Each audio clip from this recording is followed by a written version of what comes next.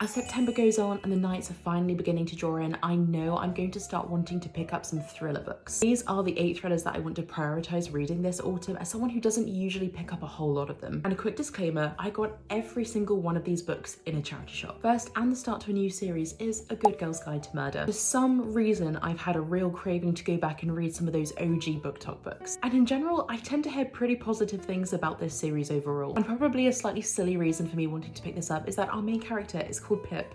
Hello. It is not often that I come across a human called Pip. They're usually all dogs and pets. Then She Was Gone by Lisa Jewell, another Lisa Jewell that I see generally extremely positive things about. I read None of This Is True and that was like a 3-star read for me. I enjoyed that a lot up until the very end, but I was absolutely hooked to that story. I read it in about 24 hours, so I'm really hoping this is going to deliver a similar thing. Look, I knew I'd find Gone Girl in a charity shop. I just wanted the one that was in the best condition. I'm ashamed to say I've never consumed any media surrounding Gone Girl. I've never watched the film, never come across any spoilers. I have no idea what this is about. Recently, I'm seeing more people pick up Gillian Flynn on my For You page, and I thought I'd join the gang. Then we have Listen for the Liar by Amy Tintera. I despise the UK cover of this book. This either won or was nominated for a Goodreads Choice Award last year, and I just hear rave reviews about it. The opening line on the blurb says, "My name is Lucy Chase, but you already know that. Yes, I'm the woman who doesn't remember murdering her best friend."